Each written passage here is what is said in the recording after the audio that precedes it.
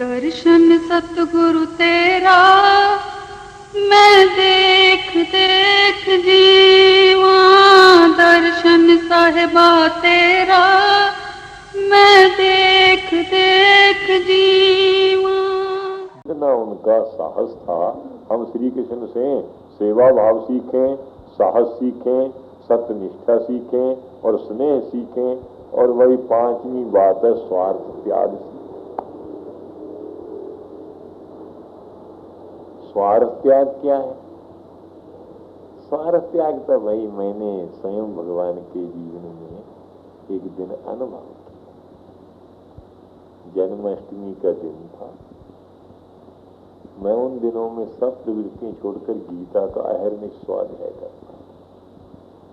गुरुदेव का कहना था कि कृष्ण को मिलना हो तो गीता का स्वाध्याय करते रहो, ज्यों ज्यों गीता गाओगे तो गीता के गाने वाला तुम्हारे पास आए। तो जन्माष्टमी का दिन अपने कमरे में ऊपर बैठा हुआ, स्वप्न तो नहीं था।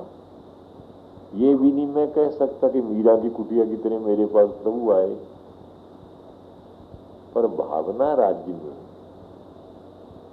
ध्यान करते करते कुछ ऐसा दृश्योपस्थ हो गया कि मैं मथुरा में चला गया। बैठा हूं उसी गांव में,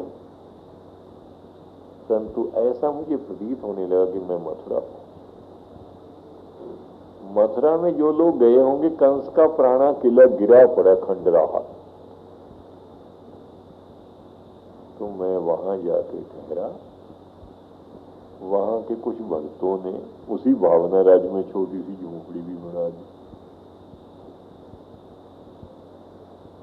तो जब कुछ दूसरे लोग आने लगे तो भगवान ने भी मेरे पास आना शुरू कर दिया। वो संतों का तो स्नेह ही है।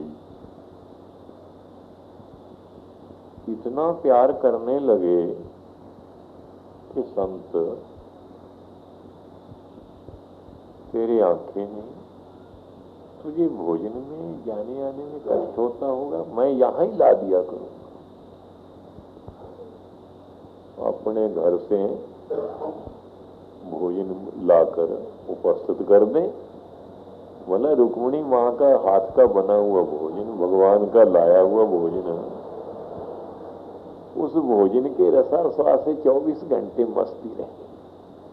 सब भावना राज्य की बातें, ये कुछ मिनटों में सब बातें ये दृश्योपस्थ हो गई। ये नहीं कि 10-20 महीने लगे। प्रतीत होता था कि वर्षों व्यतीत हो रहे।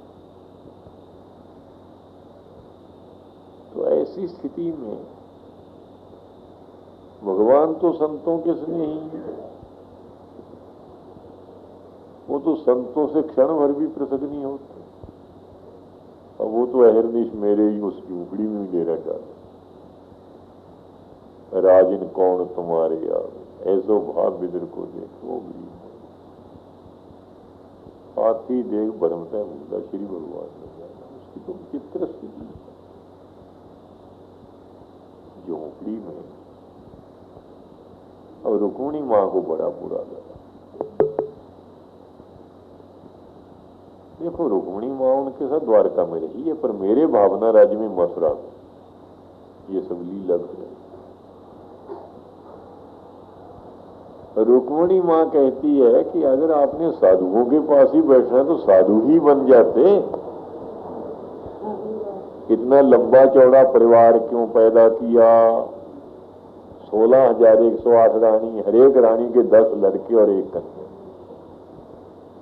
लाखों की संख्या में संतान होगी। तो भगवान हंस पड़े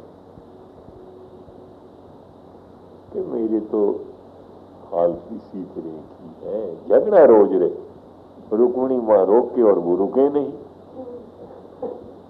पता मुझे भी चल गया कि अब यहां अच्छा है। हमेशा माता और बाप का झगड़ा रहे, इसमें बच्चे को क्या? अरे साधु रमता भला, पानी बचता भला। मैंने भगवान से कहा मेरा विचार यहां से जाने का है। क्यों जी, कहाँ जाओगे? तकलीफ होगी, यहां ही रहेंगे। क्या मेरे जगह सेवक मिलेगा क्या?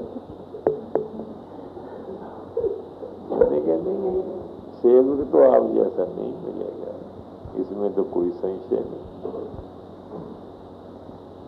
पर मैंने कुछ ऐसे ही कारण समझ लिए जिनके लिए मेरा जाना ही उचित। भगवान कहने लगे, अच्छा फिर अंतिम दिन हमारे घर भोजन तो करो।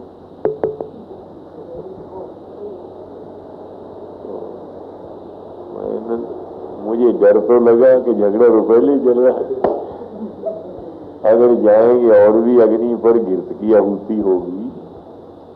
खैर प्रभु जबरदस्ती ले गए। रुक्मिणी मां ने अपना वही काम आरंभ कर दिया कि यहाँ काहे को आए, वहां झोपड़ी में तुम भी वस्त्र रंग लेते, संतों के साथ ही संत बन जाओ। तो भगवान हंस पड़े कि रुक्मिणी तू जानती नहीं, मैं तो पहले से स्वार्थ त्यागी हूं। स्वार्थ का तो मेरे हृदय में स्थान है। जब मैं माखन खाने जाता था, मैं चाहे रह जाऊं, लड़कियों को जरूर बांट देता था। कंस से झगड़ा हुआ, मैंने वहां कोई जिम्मेवारी का पद नहीं लिया। सारा जीवन आदि से अंत तक मेरा ऐसा, मैंने अपने लिए कुछ किया नहीं। अगर तुझे ऐसे आदमी की जरूरत थी जो अपने लिए कुछ करे, फिर तो तुम्हारी अच्छी जगह सगाई होगी थी एक उच्च कोटि के स्वार्थी के साथ। फिर तुमने मुझे काहे को पत्र बुलाकर द्वारा बुलाया। ये तो भागवत के 60वें अध्याय में 10वें स्कंद में माता को मूर्छा होगी। मैंने कहा लो और जंगे। अब इतने में वो भावना राज्य का अंत हो गया, या स्वप्न में आंख खुल जाती है। ना मथुरा थी, ना वहां रुक्मिणी मां, ना वहां कृष्ण। पर हाँ, इस घटना से मुझे ये नजर आया कि वो स्वार्थ त्यागी। इसलिए अब उनके जीवन से 5 बातें आप बनाएं: सत्य, निष्ठा, संगठन, सेवा, स्नेह और स्वार्थ त्याग।